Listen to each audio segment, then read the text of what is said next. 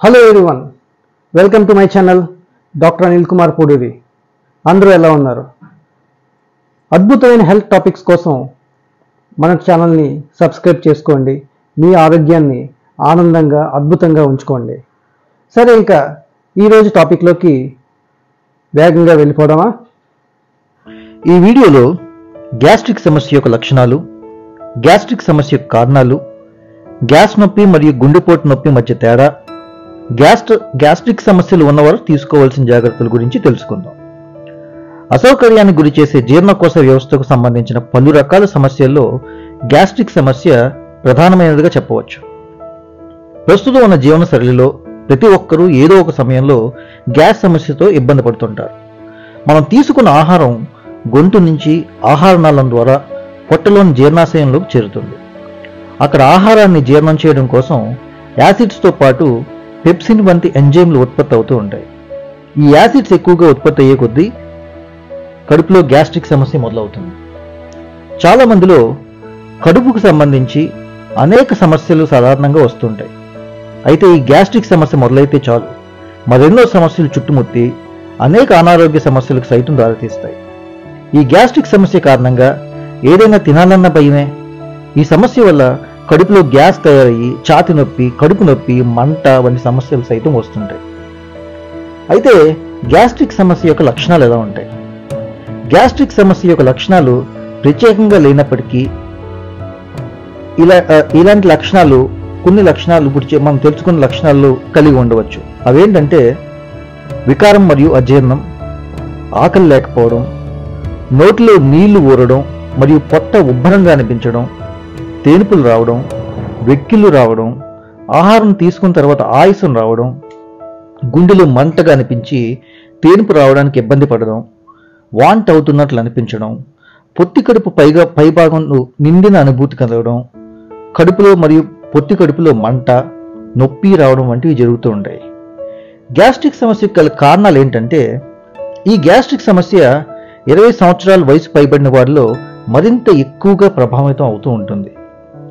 దీనికి కారణం సరైన సమయానికి ఆహారం తీసుకోకపోవడం, మద్యపానం, ధూమపానం ఎక్కువగా సేవించడం, కదలకుండా ఎక్కువసేపు ఒకే ప్రదేశంలో కూర్చోవడం, మానసిక ఆందోళనలు, దిగులు, కుంగుబాటు, ఒత్తిడి, అలసటకు గురవడం, టీ, కాఫీ వంటివి అధిక మోతాదులో తీసుకోవడం, ఆహారం సరిగ్గా నమిలి మింగకపోవడం, చల్లటి పానీయాలు ఎక్కువగా తాగేవారిలోనూ ఈ సమస్య మరింత ఎక్కువగా వచ్చే అవకాశం ఉంటుంది.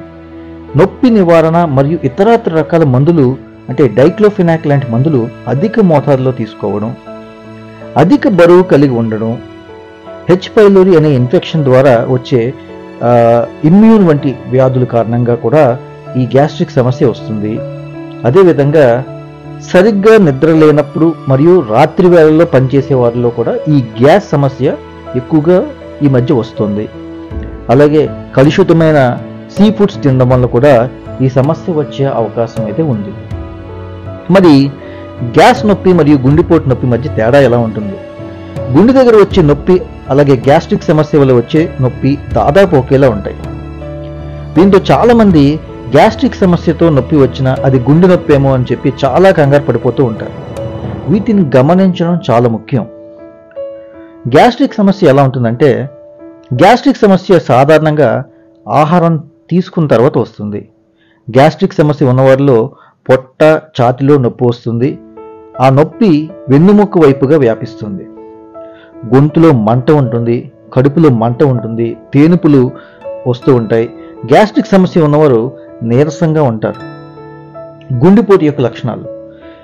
గుండెపోటు సమస్య ఆకస్మికంగా రావడమే కాక తీవ్రమైన నొప్పి మెడ వరకు పాకుతుంది. మరియు గుండెపోటు లక్షణాల్లో గ్యాస్ట్రిక్ లక్షణాలతో పాటు శరీరం అంతా చెమటలు పట్టి చల్లగా అయిపోతుంది. ఊపిరి తీసుకోవడానికి చాలా ఇబ్బంది పడుతూ ఉంటారు. ఛాతిలో నొప్పి ప్రారంభమై ఎడమ చేతి వైపుగా వ్యాపిస్తుంది మరియు కాలి వేళ్ళ వరకు కూడా ఈ నొప్పి వస్తుంది. ఛాతిలో నొప్పి మొదలై ఎడమ వైపు దవడ, కుడి చేతి వరకు కూడా ఈ నొప్పి వ్యాపిస్తుంది.